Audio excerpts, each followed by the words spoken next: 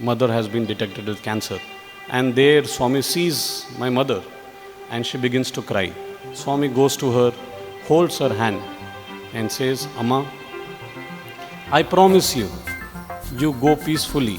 Your children are my children from today. And then comes the statement. He says, next time तुम 90% से ऊपर लाएगा, स्वामी जी तुमको camera देगा. I'm like, wow, what a motivation. But till my second MTech, I never got 90% after that. Now we are in Kodaikanal in 2009 and Swami is distributing cameras. So I am like, wow, 90% नहीं मिला पर camera तो मिल रहा है. We come back from Kodaikanal to Puttaparthi and the MTech results are out and I get 90%. I find that when he makes a relationship with you, it is he who decides to make it. You just have to put little bit from your side.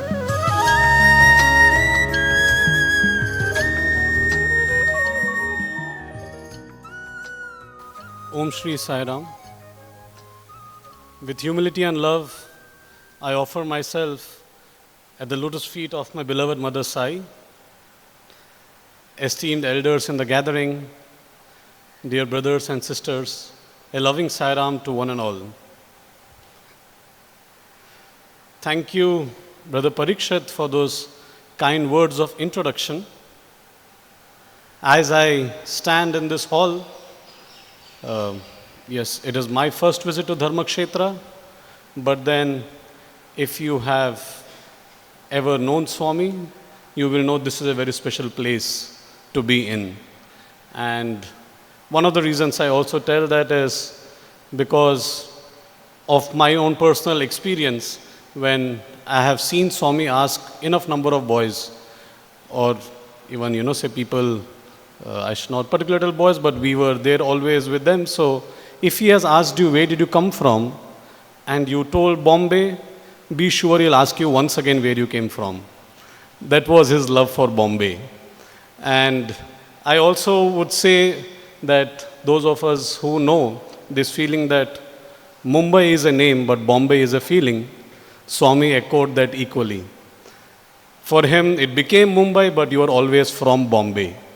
So being here is a very special feeling because this was a very special place for Bhagawan. At the outset, I would also like to thank the Samarpan team. What they are doing is not easy to do. And actually saying in the Gita itself, Lord Krishna tells to Arjuna, Ananyas chintayanto mam ye jana pariupasate tesham nityabhiyuktanam yogakshemam vahamyam.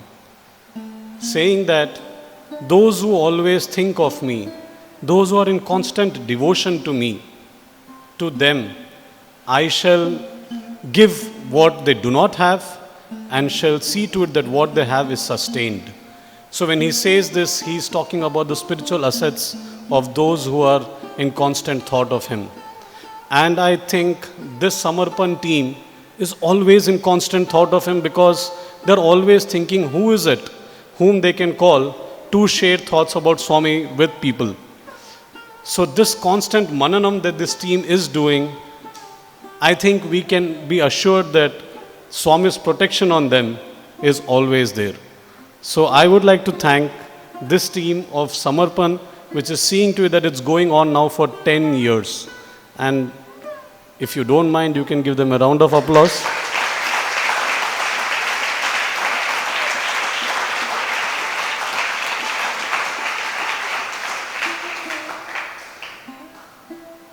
Now coming to, this, there are various quotations of Swami, but one of them which kind of amazed me always, and that's what possibly defines why Swami can connect to each one of us, or all of us can connect to Swami. This quotation of his, when, he said in a discourse that amongst men I am a man, when with women I am a woman, And when with a child, I am a child. When I am alone, I am Brahman, or I am God. This particular statement is very intriguing for me and also for anyone who has spent their life with Swami, because if you have spent your childhood with Swami, you realize he treats you like a child. You grow up, he treats you like a grown-up. And that's how that relationship becomes stronger and stronger. He can understand a woman the way they want to be understood. With a man, he can make him feel better as a person and also make them realize what the responsibilities are. But why did he choose to say, with children I am a child? Because even to that divine aspect of God, there is an aspect of innocence.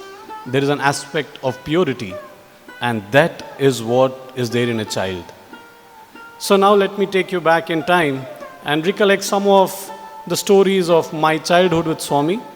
Because when I say he is a child among children, I remember many stories that come to my mind. So I will tell you the first one, which, as a child, I was taken aback by and, surprised. So we were all seated in the mandir. At that time, there was no Kulwant Hall. It is the year 1990. It's sometime in the month of June.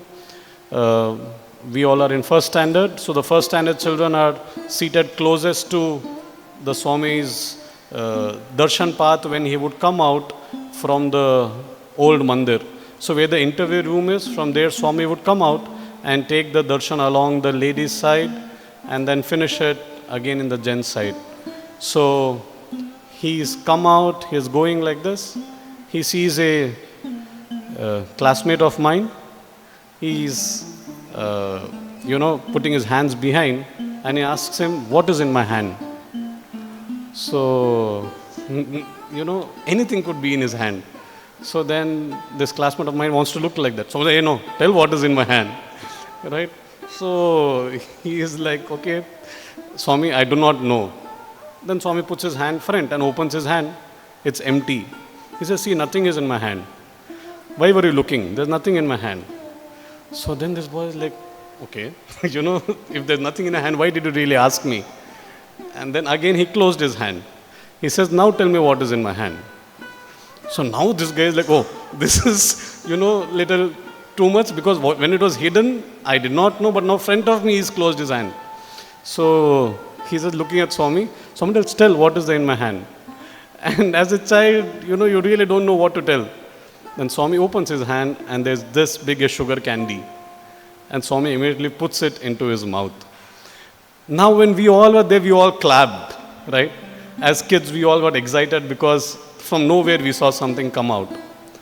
But in that, what he was putting into our minds was this seed of thought that anything and everything is there in that hand.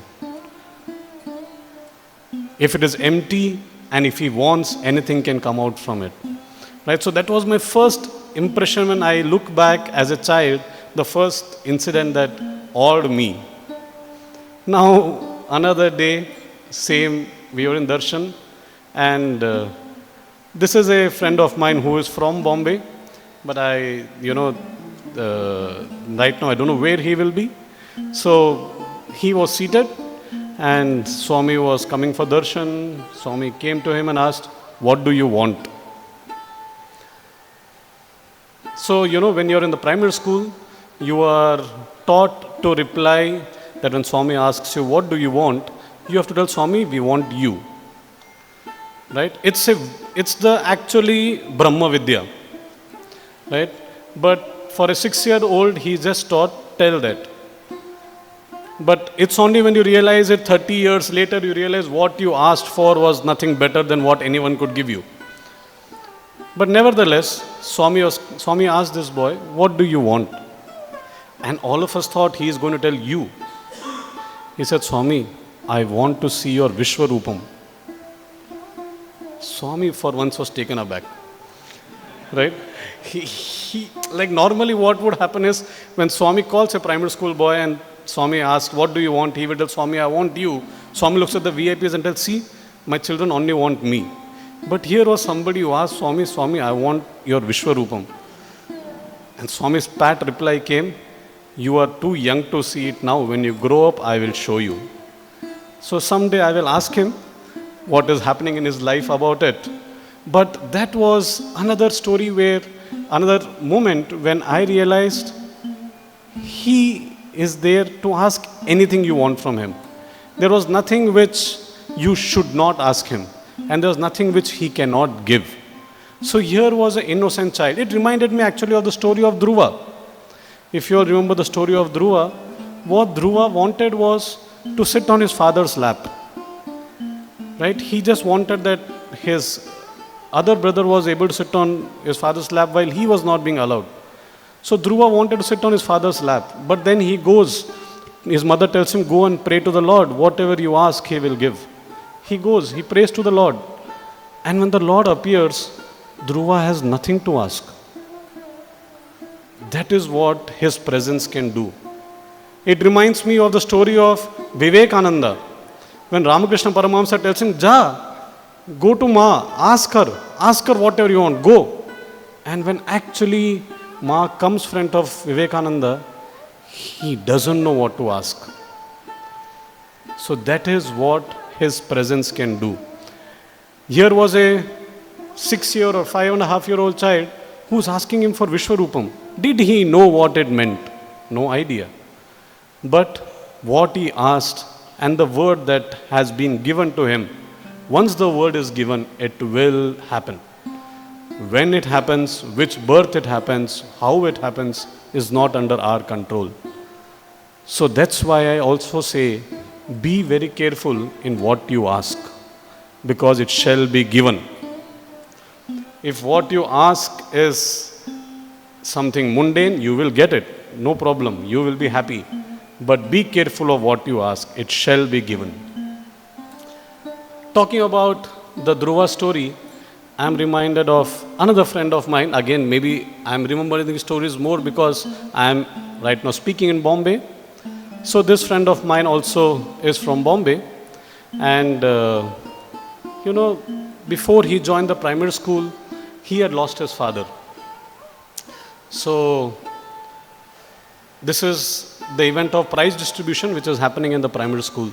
So primary school prize distribution was always very special because Swami would come to the school and distribute prizes individually to all the students. For the institute, they get cups in the mandir. Swami may not come to the university to give them. But for the primary school children, he will come to the school, and the prizes that the primary school children get are very special because, he will send gifts like, if you got 90%, your prize is beach volleyball. When will you play with it? Never matters. You will get beach volleyball. That's it. Right? So it will be like you don't know what is going to come. Like one year, the proficiency prize was magnetic diary. Like we used to get so odd with magnetic diary. When you see a diary that can katak close, right? It's like, wow, this is amazing.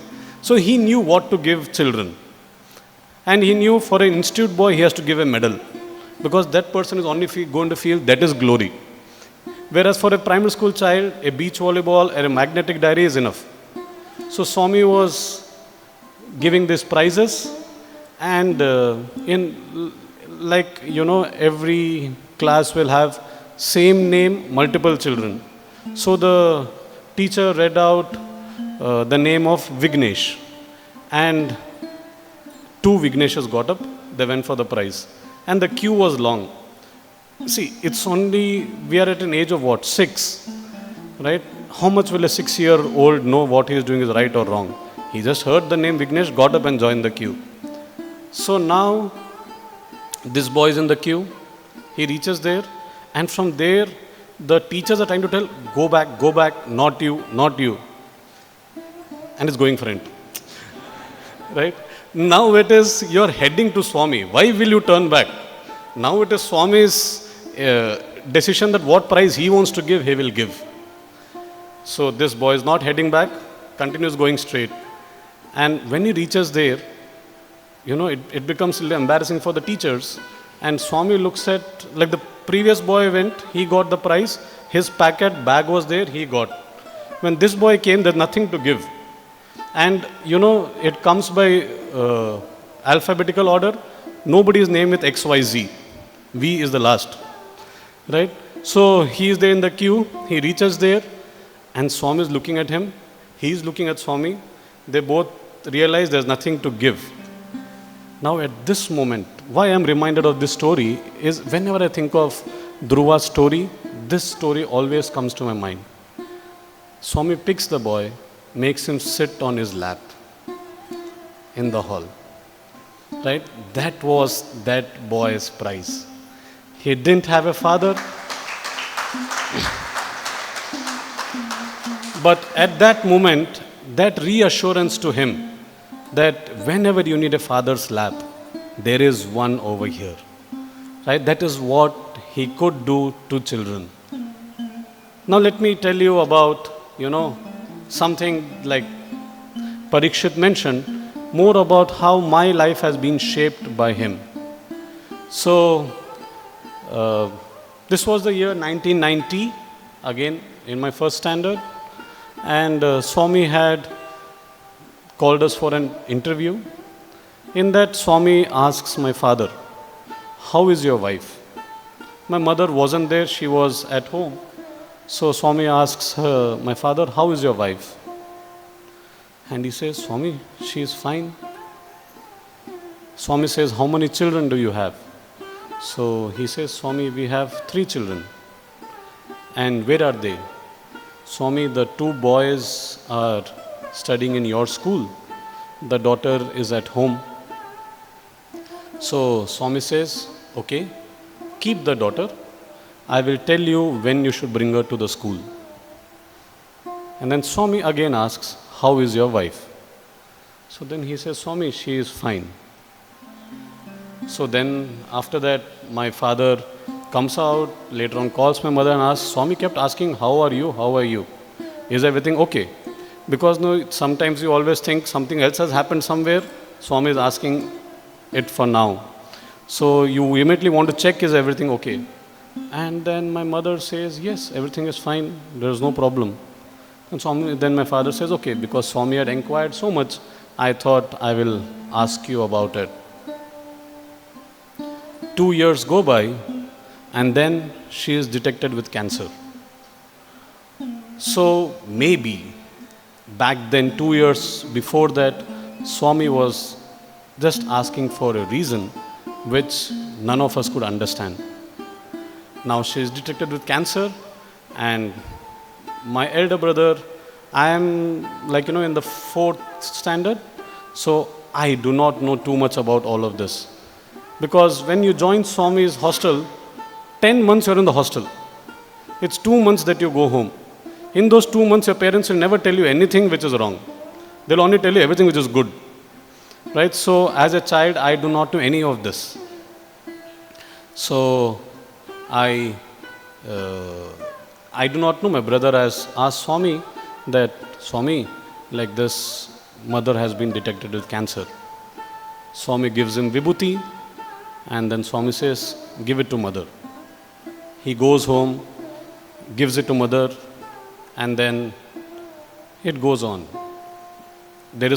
After some months, he comes again and tells Swami.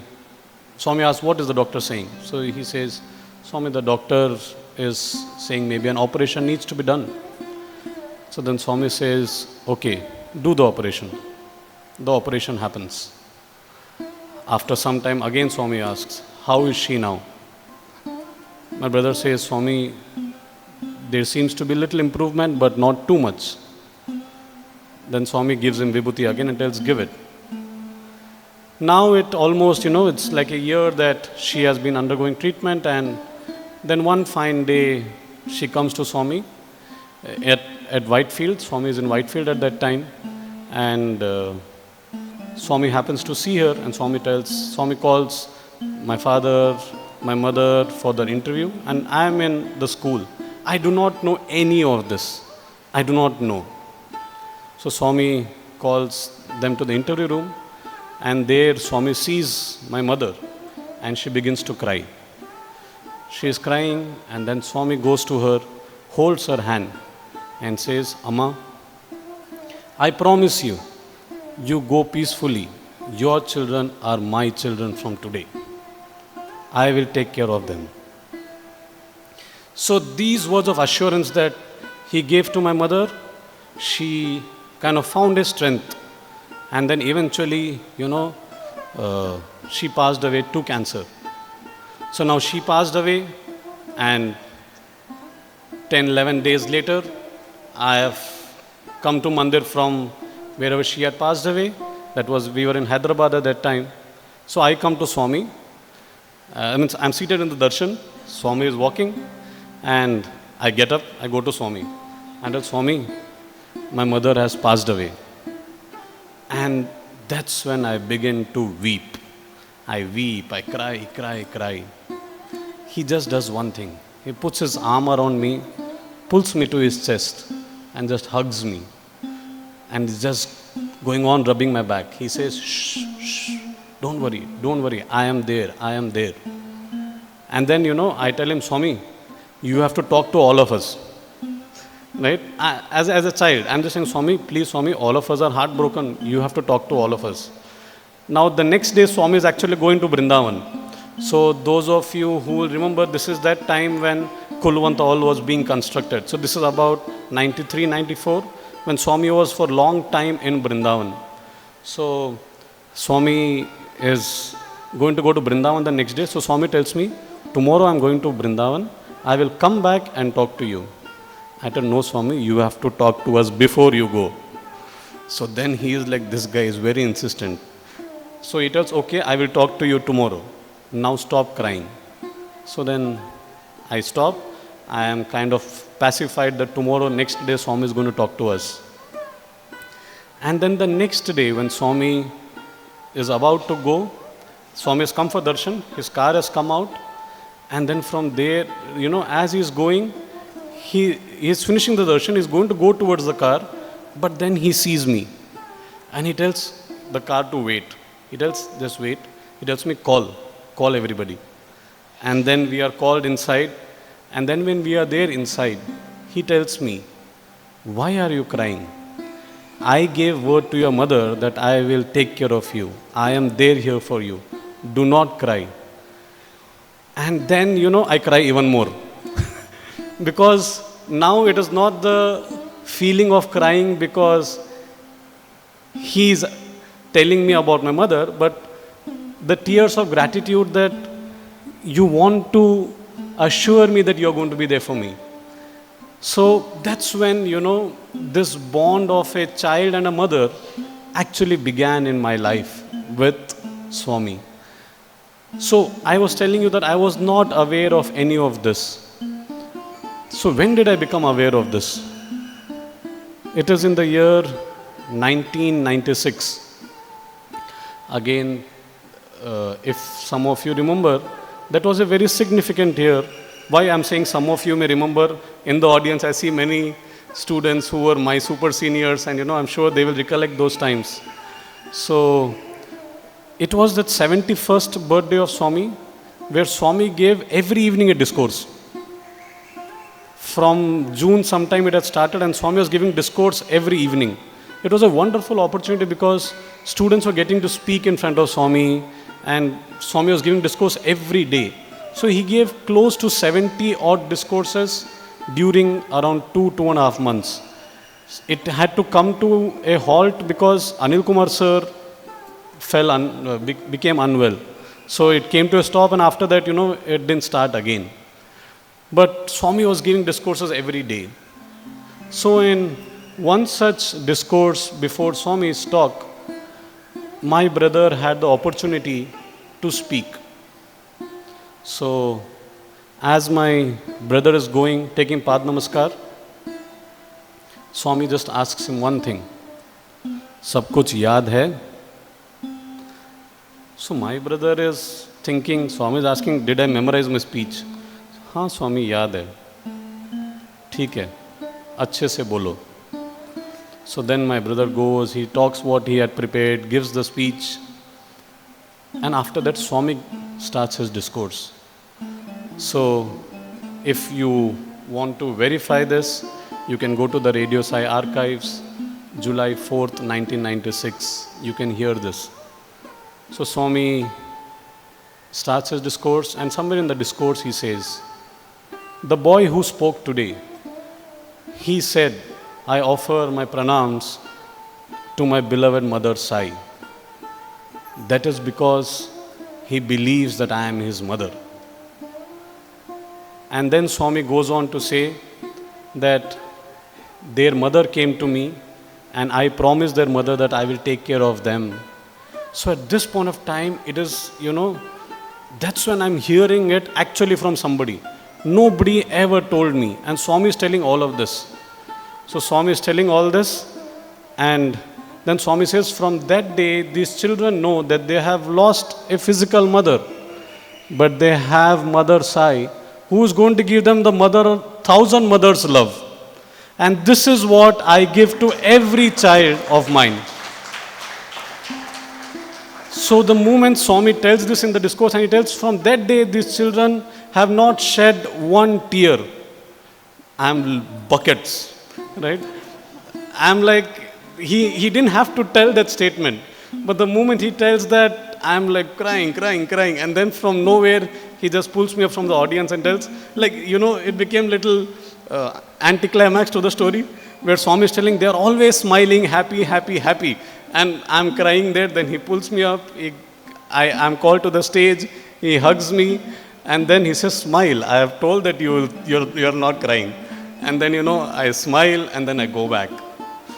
So this is where I find that when he makes a relationship with you, it is he who decides to make it. You just have to put little bit from your side.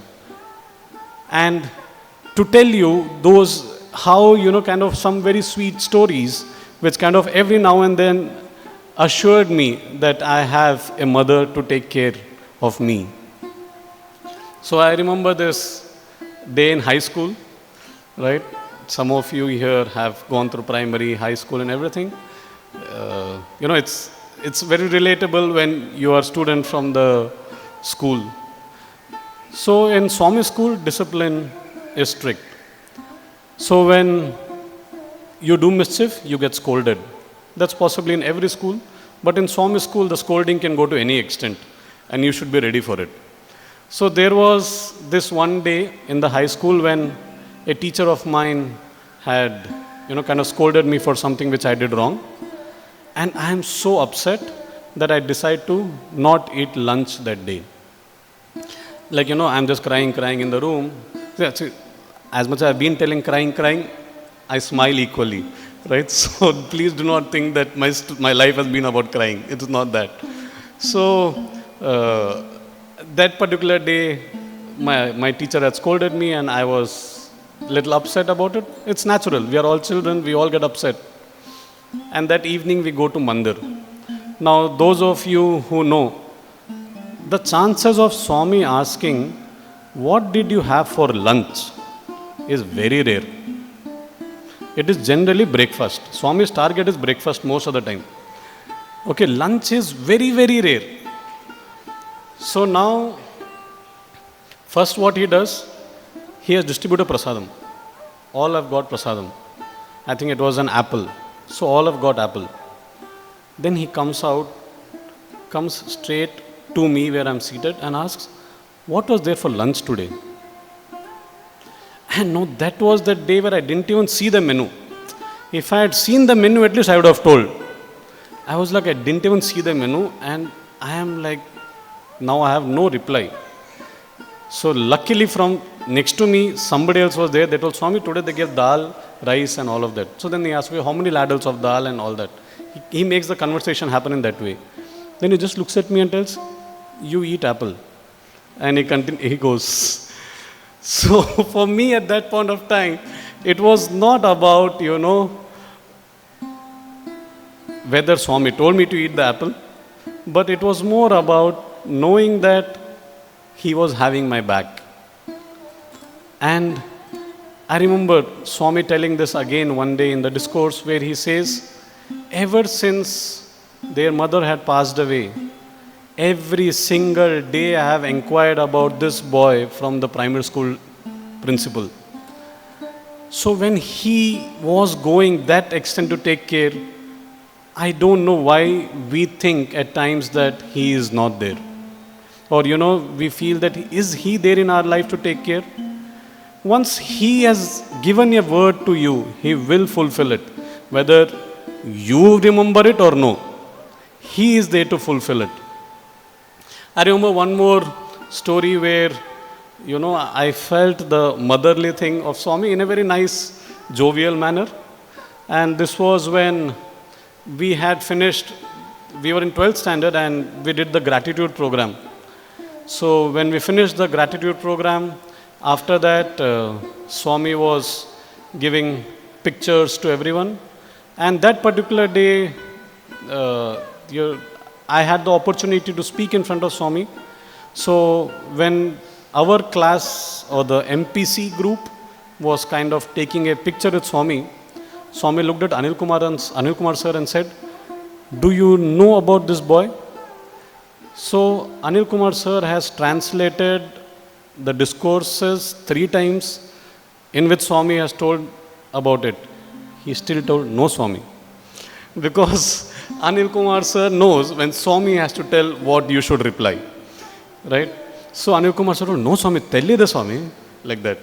So then Swami begins to tell, when this boy was 5.5, that's when his mother came to me and handed over his care to me.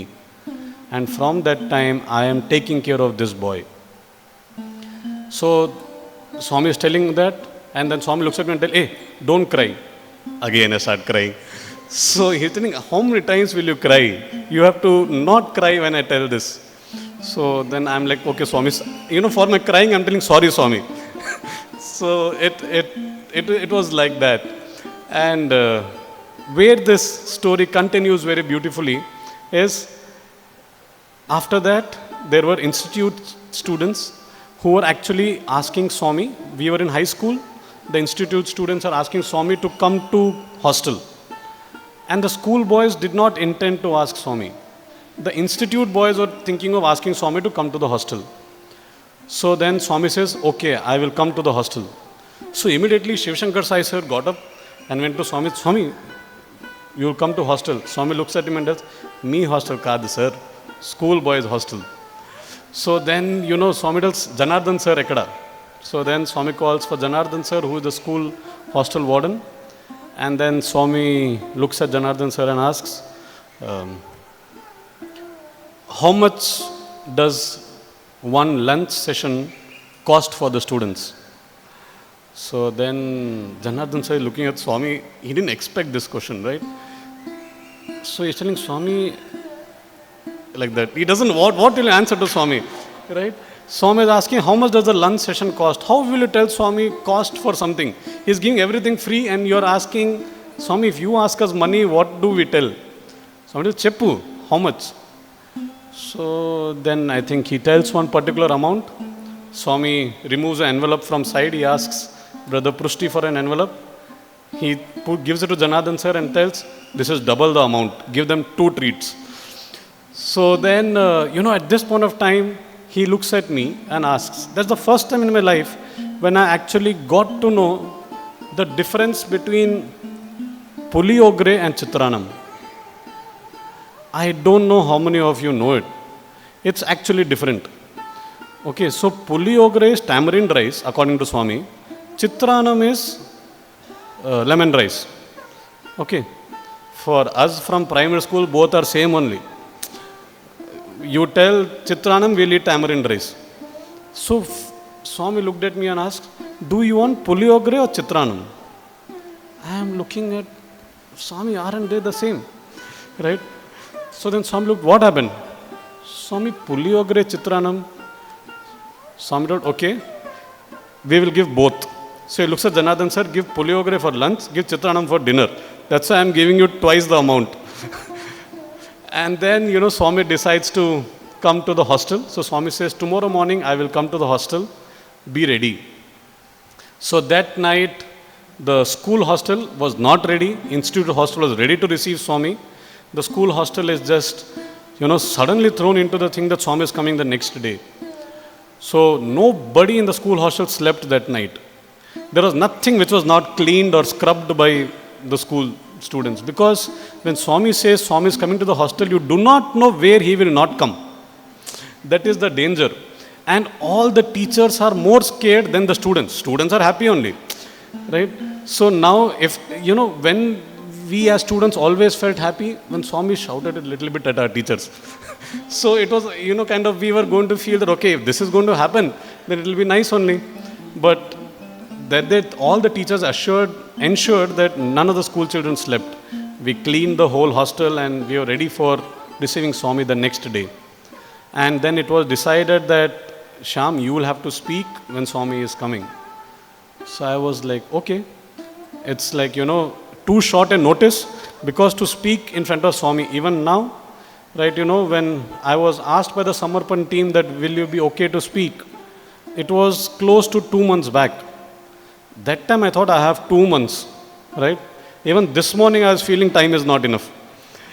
Because when you have to speak in front of Swami, it's always a little, kind of nervous experience, because it's a responsibility. You have to convey thoughts with which people can resonate. You have to speak something with which, like sometime back when the music was going on, I was just thinking, if music touches the heart and makes us devotional, it's talks which actually, or books or words, which actually ignite the mind and make us think. But both of them are required in the spiritual journey.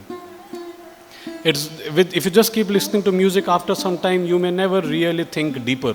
You will enjoy the music, right? But to think deeper, you need to either read something or listen to somebody's thoughts. And that's what these sessions are meant to do.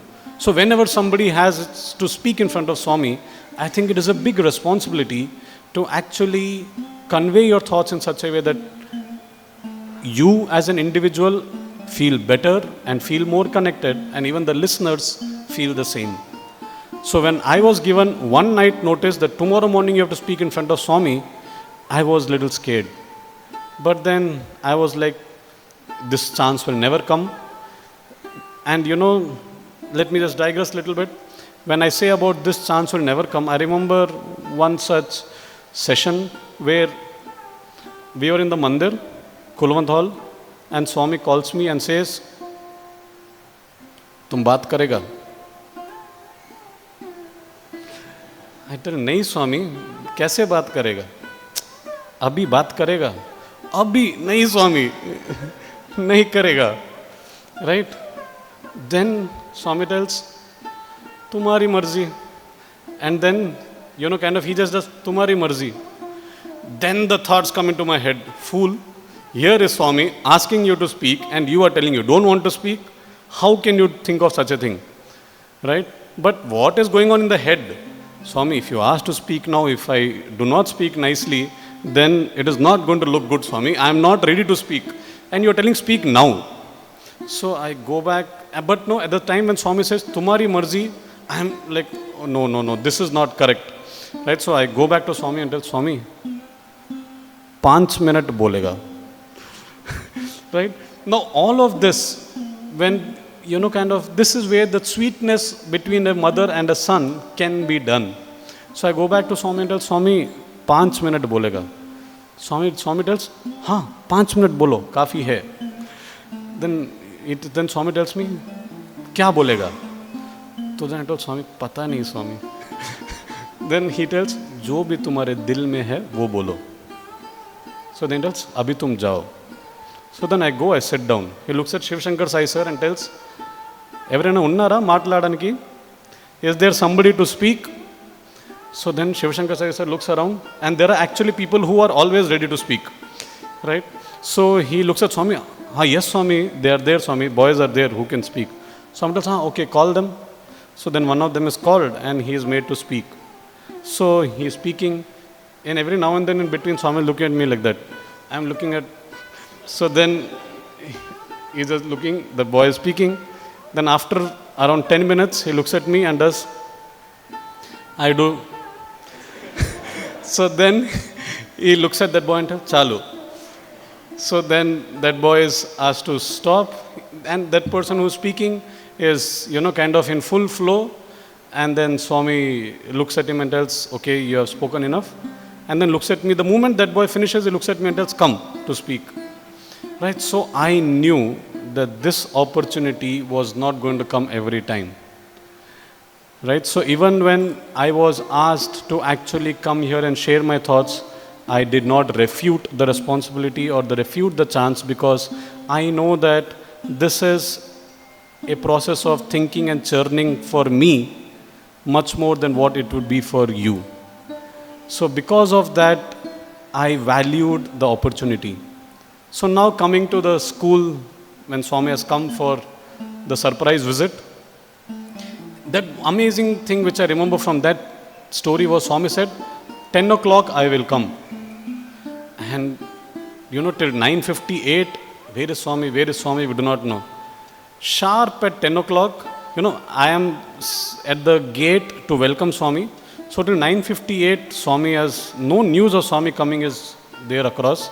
So I am looking at my friend, think 10 o'clock, maybe it will get late, because 9:30 only Mandir would have got over. How Swami will come immediately like that? And me and my friend are discussing.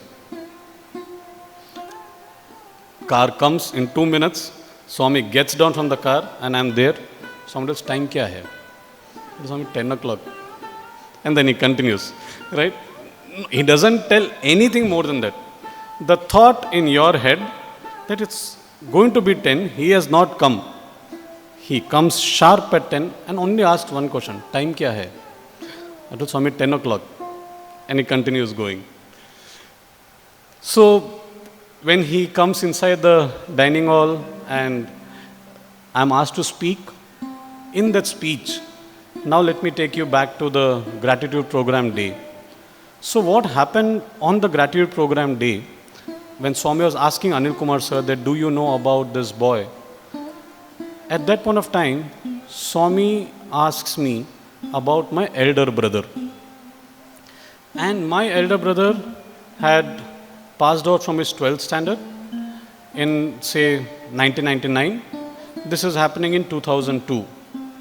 Between 1999 and 2002, Swami has not spoken to me about my brother or about my father, nothing. He has asked me, he has spoken to me a couple of times in those 3 years, but always asked about what is happening in the school, how are you doing and things like that. He has never asked me about my brother.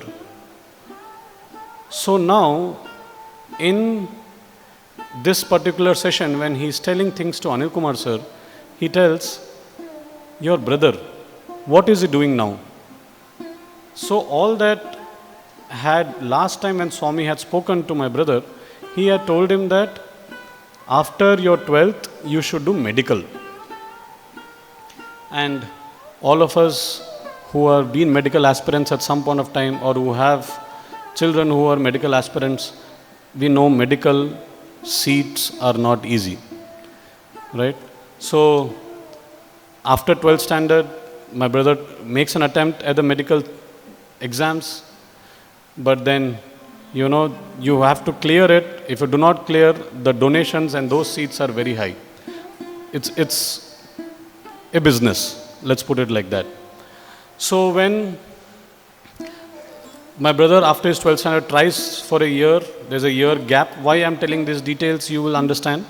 So he has done a year, he has dropped.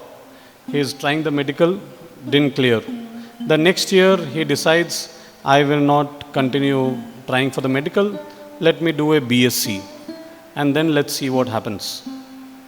So he joins a BSc, and in all logic that Swami as a human could have tried to know about us as a family, he would have known that we are from Shimla, and my brother would have, possibly if he tried, he would be doing medical right now. But at this point of time, when Swami asks me, what is your brother doing? I want to tell him that Swami, he is doing BSc second year. I want to tell. But before I can tell, Swami tells, he is in second year. I tell, yes, Swami. Now, when he is telling this about my brother being in the second year, my mind is thinking, how do you know? Because he's been 3 years that is passed out. If you count also, it should be 3 years. He should be in the third year. How do you know? Then he asks, where is he doing? Again, before I can tell, he says, Chandigarh. I am like, Swami, how do you know? Because again, if you apply the logic, last you knew we are from Shimla. Last you knew my father was working in Hyderabad. How did you tell Chandigarh? You know, this is what actually where Swami has spoiled us. In this thing of being a physical God with us, he makes you believe he is that. And we get carried away thinking he is just that. That's when we make mistakes. And he does things like this every now and then to make you realize, I am not just that. So that was my moment. So then it's occurring to me, okay, so Swami actually knows. So then that evening I call up my brother and tell, Swami asked about you. And Swami told like this. Then he tells me a story. He tells that the previous day he was having an exam. And he was running high temperature, so he couldn't study.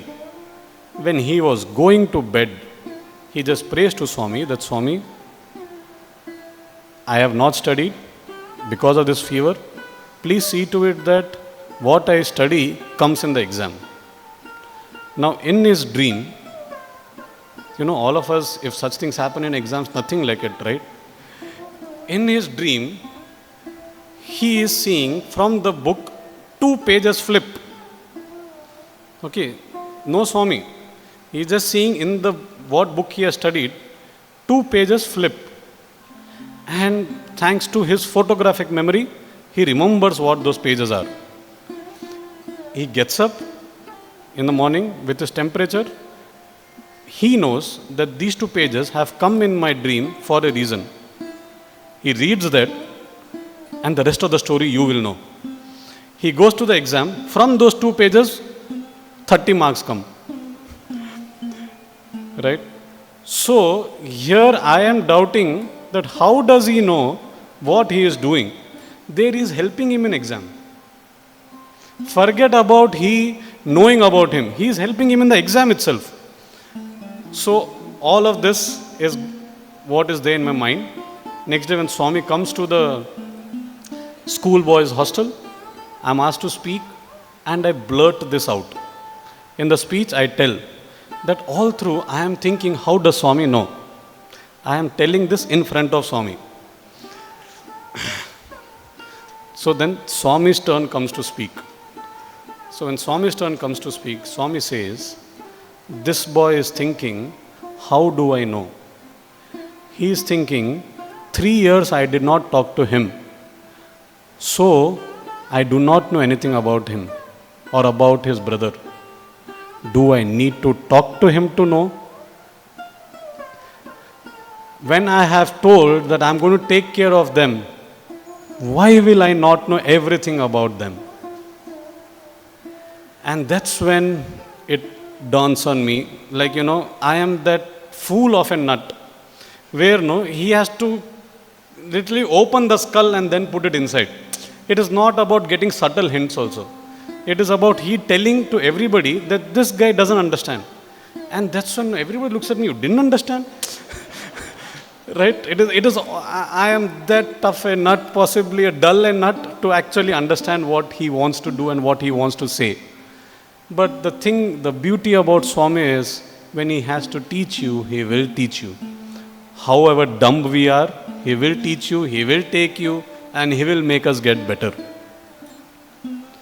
So, when I am recollecting these, what I am only remembering is about how when he says that I will take care, he will take care.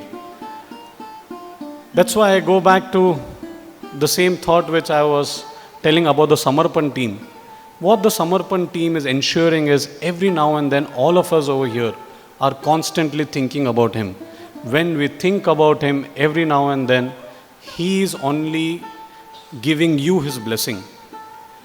Every time we get a chance to sing or perform in front of Swami, you may think you made an achievement. The achievement is that you have got his blessings.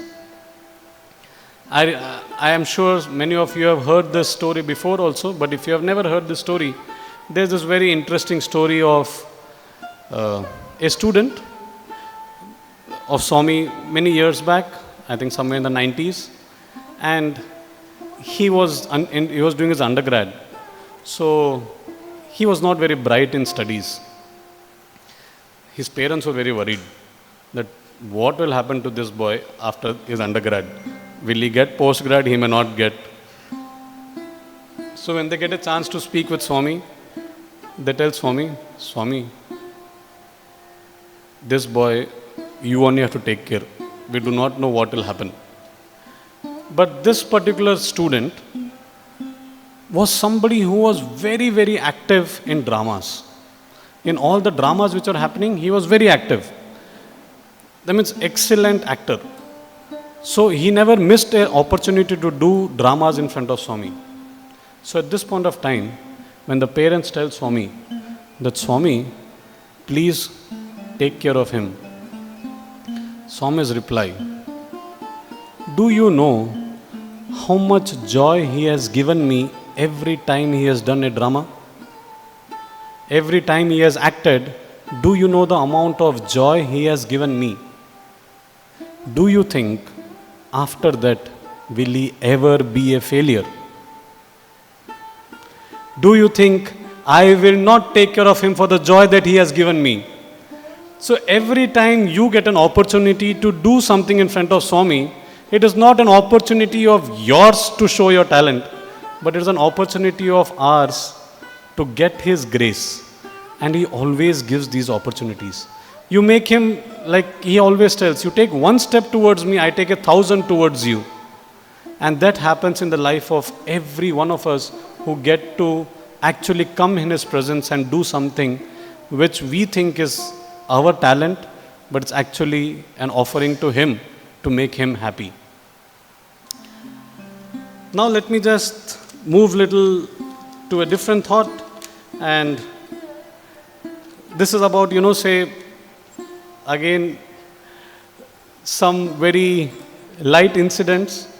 So when I said that Swami takes care of everything like a mother, and I was telling you about some stories, I remember one incident which is very fond to me.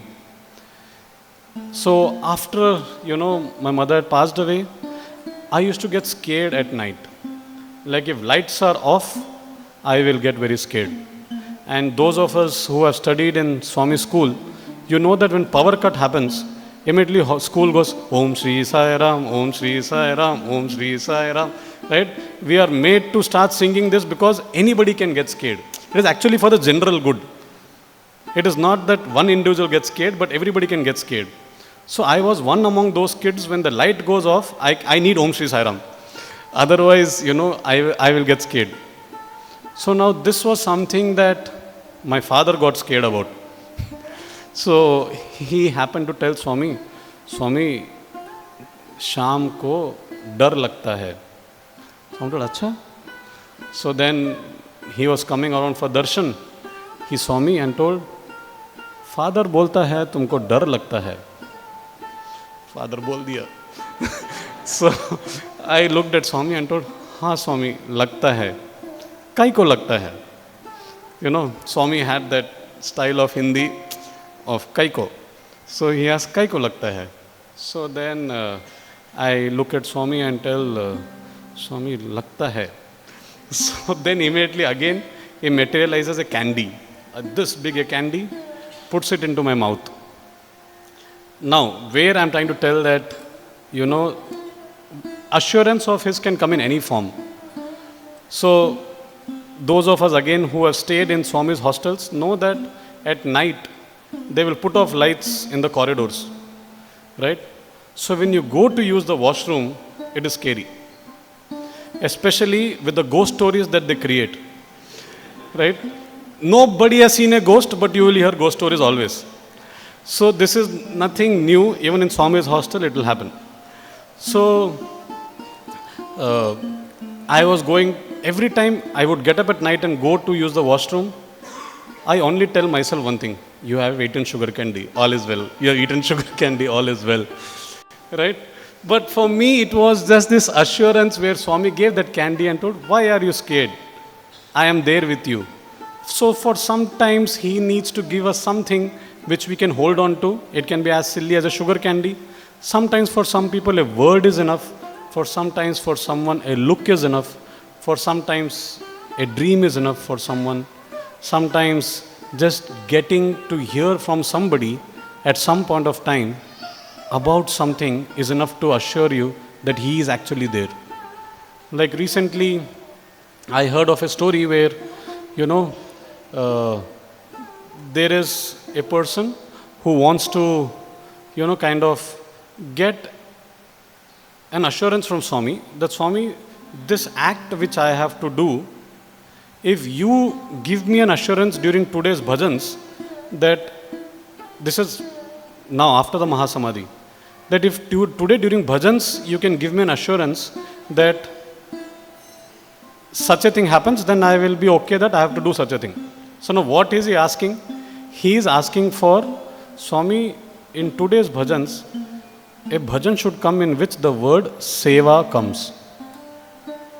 Okay, so he is asking that Swami, a bhajan should come in which the word seva comes.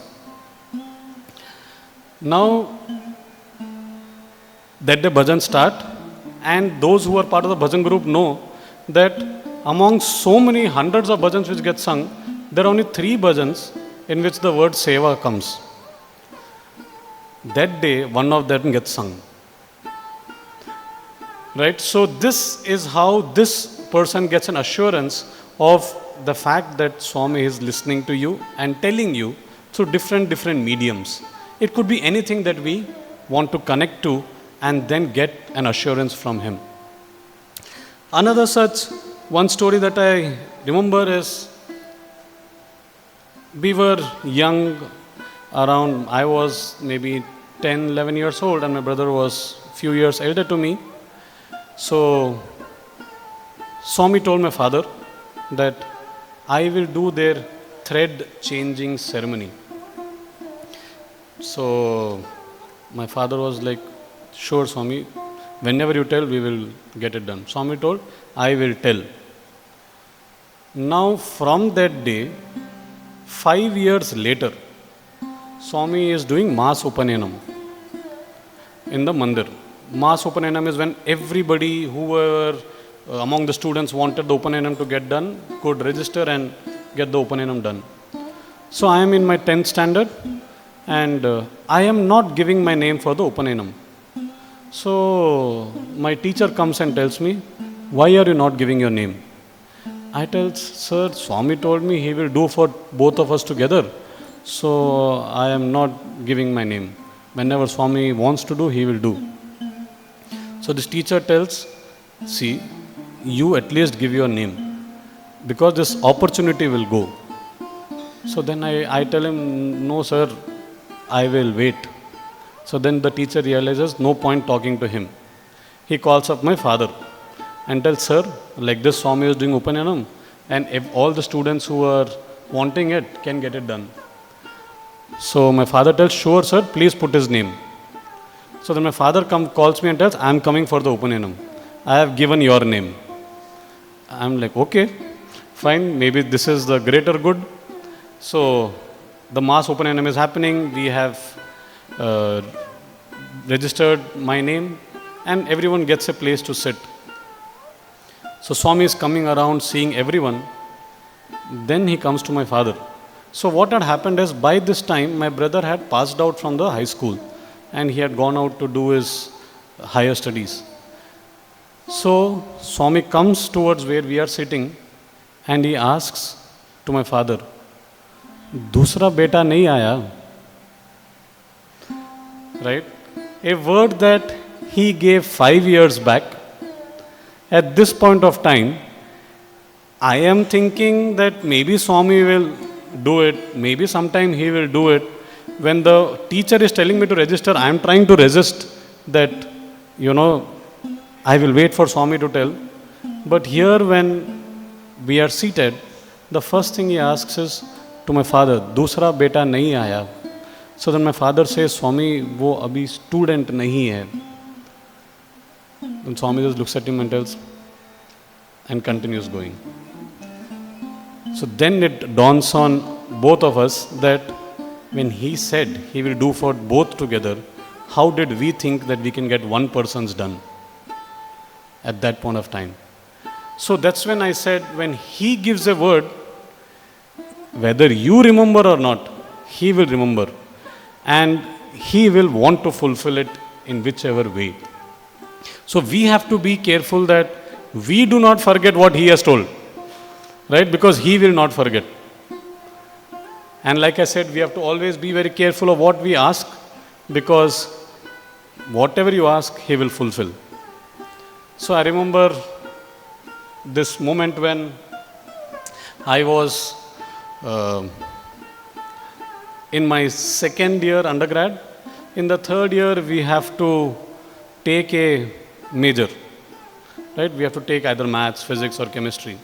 So I was studying in my undergrad in this thing of maths, economics and statistics.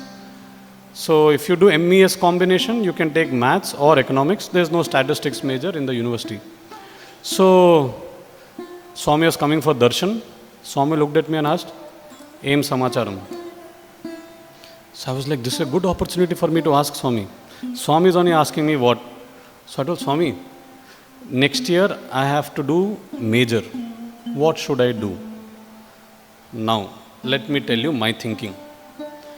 So those of us who have interacted with Swami know that if you tell Swami about major or things like that, Swami will always tell science only. Right? I want to do economics so that I can finish my studies faster.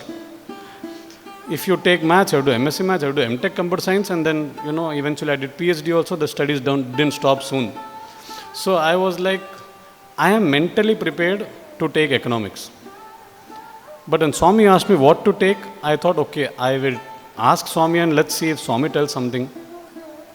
So in my mind, when Swami asks me, Aim Samacharam, I tell Swami, what major should I take next year? The next question Swami asks is, what are your options? This itself was surprising to me. So I said, Swami, maths or economics? The next thought in my head, Swami, if you tell maths just like that, I will take economics. Please use some time, think and tell. This is what is going on in my head. Okay? Because I know, Swami, you like maths. You will tell maths. Who will suffer? Me. So in my head it is going on, Swami, if you take some time and tell, I will take whatever you say. All this in a span of my few seconds. So let's go back. Swami has asked me, what are your options? I tell Swami, maths or economics. And this is going on in my mind. That's when Swami starts.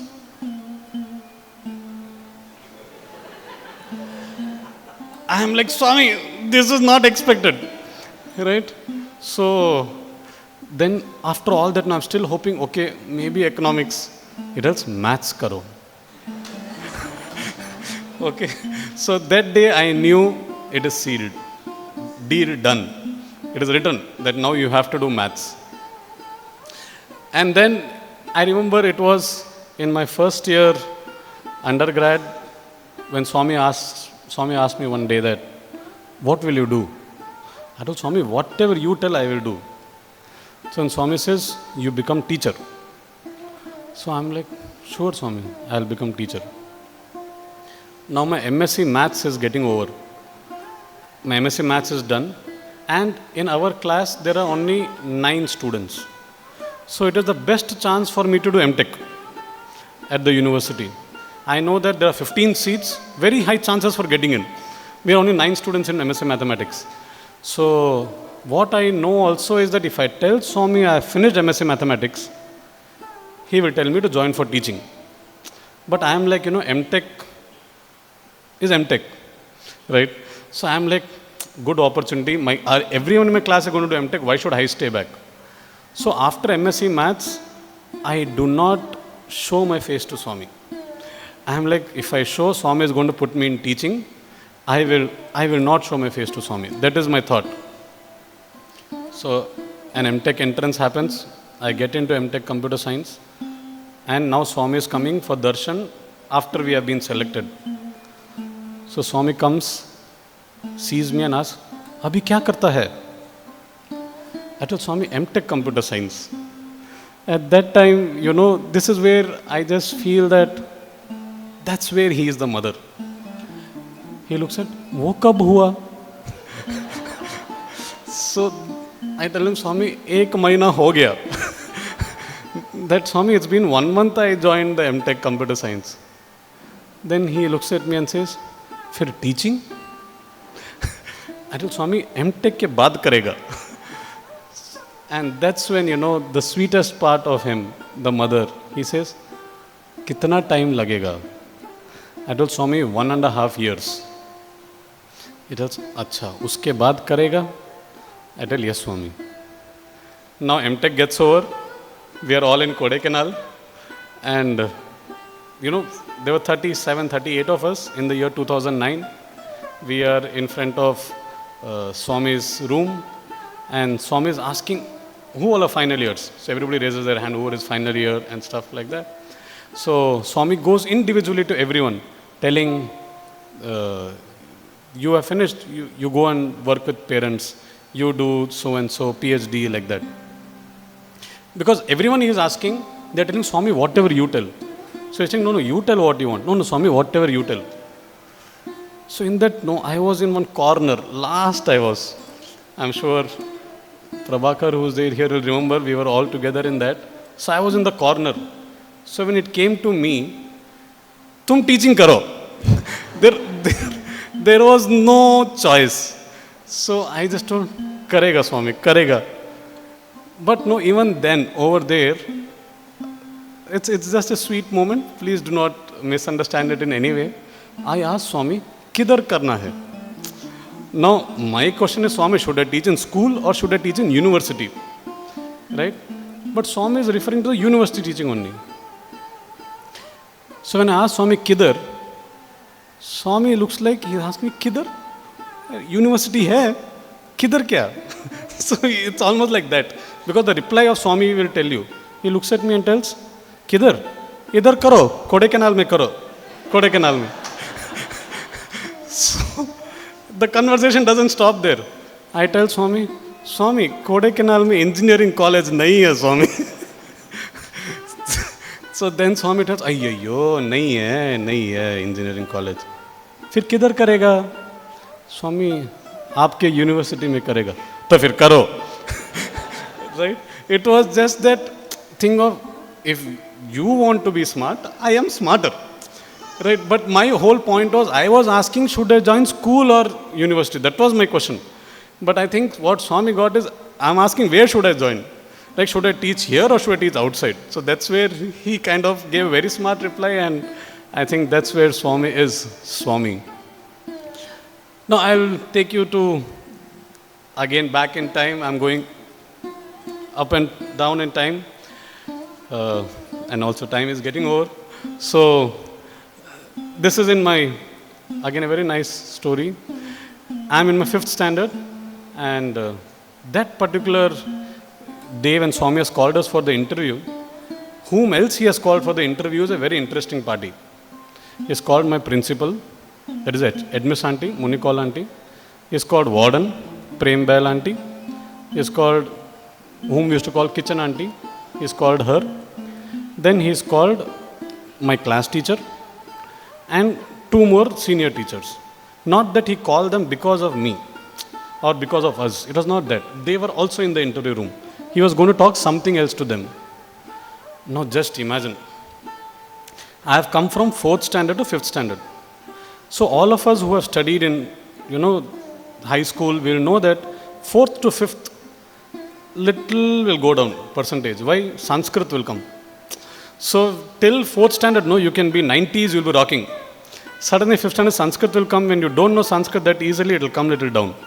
Percentage will come little down. So we are there in the interview room and Swami looks at me and asks, "Kitna percent aaya?" So I look at Swami, annual exams ki unit test. Because if you are going to ask me unit test, I didn't score well. I have got only, and for Swami, anything below 90 is fail only. You have to do above 90 only. Below 90 is fail for Swami. You are not good. So I asked Swami, annual exams ki unit test. Swami tells annual exams. So I'm very happy because in my 4th annual exams I got good marks. So I told Swami, 95% Swami. Very good. Unit test mein? So I was like, no, this is cheating. I gave you option. You should ask only one, no. But he asked the second one also. Unit test mein? I tell Swami, 78% Swami. 78%. कितना exam है, कितना subjects है? I told Swami 6 subject है. Unit test कितना mark? Swami 25 marks. Next time 23, 24, 25, 23, 24, 25. इतना ही marks लाना. I'm like, Swami, that is not possible, right? And then comes the statement. He says, next time तुम 90% से ऊपर लाएगा, स्वामी जी तुमको कैमरा देगा.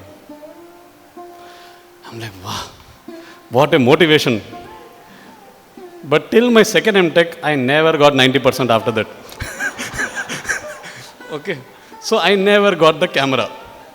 Now we are in Kodaikanal in 2009, and Swami is distributing cameras. So I am like, wow, 90% नहीं मिला पर camera तो मिल रहा है, like that. So Swami is giving cameras to all the boys. I also go, I take my camera. He doesn't tell a word over there. We come back from Kodaikanal to Puttaparthi, and the MTech results are out, and I get 90%.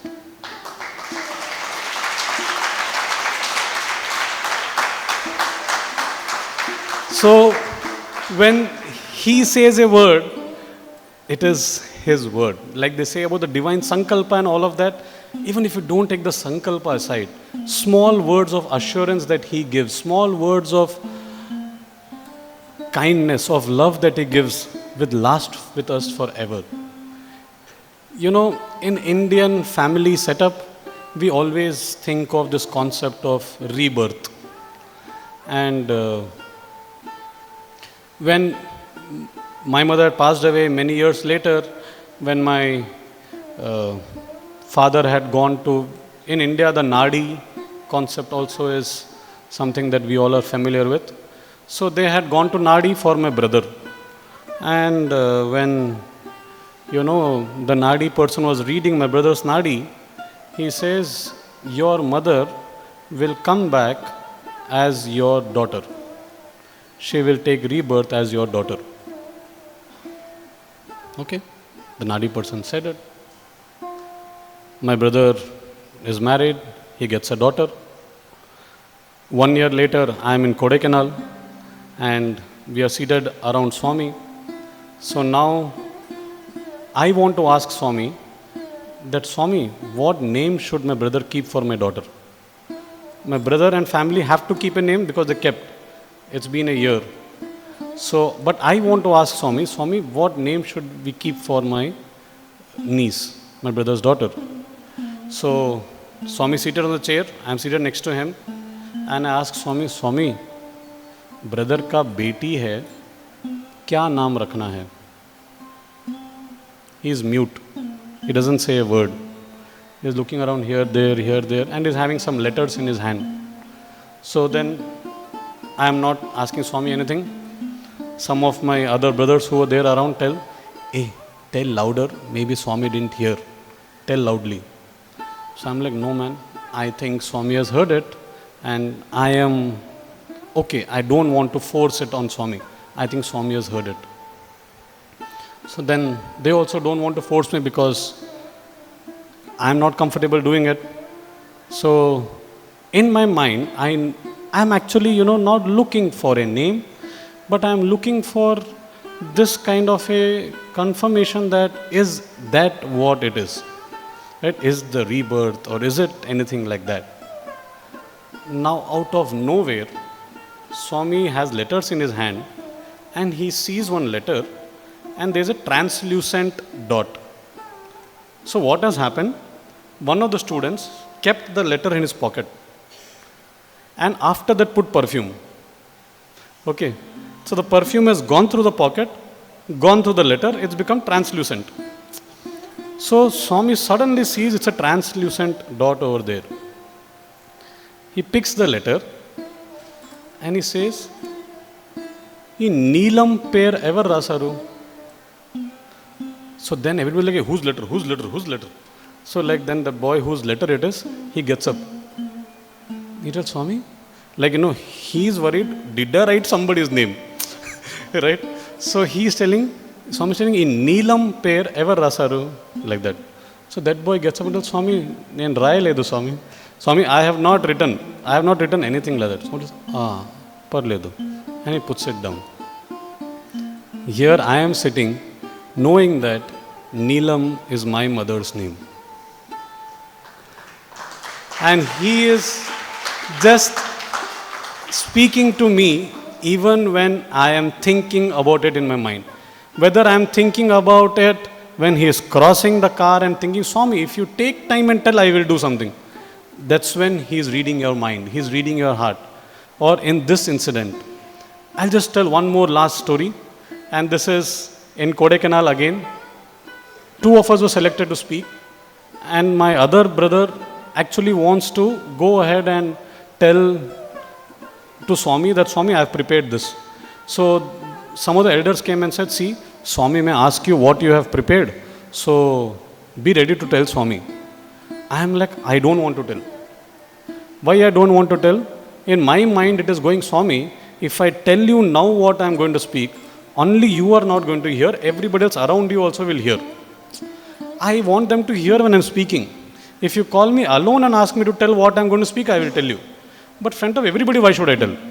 Then when I am going to speak there, nobody will be interested." So this is in my mind. So my other friend is telling, "Come man, we will go and tell Swami. The elders are telling we should tell Swami." I am like, "I am not going, you want, you go." So then finally, Swami is coming for the rounds and Swami asks, "You are going to speak today?" He asks the other boy, he tells, "Yes, Swami." And Swami says, "What are you going to speak?" He says everything. Then I'm scared. I'm like, "Swami, please don't ask me. I don't want to tell because everybody should hear it together. And I don't want to tell my speech in front of them. Now itself. There I will tell." So then he comes to me. "Kya bolega?" "Nahi, Swami, nahi karna hai ye." So then he said, "Kya bolega?" I'm like, "Swami, जो भी तुम्हारे दिल में है, तुम वो बोलो." Right? So at that moment, I only understand that, Swami, even before I can say, you know it. But I think it is just those moments where he pulls your leg in some way or the other and also makes us understand that he knows better for us, about us, than we think we know about ourselves. So I will stop due to paucity of time. Otherwise, this session can go on. And I once again thank all of you for giving me this opportunity to be here in his presence and speak whatever was there in my heart. And like I always believe, this is what Swami has told me, that speak whatever is there in your heart. And that's what I have done today. Thank you. Sai Ram.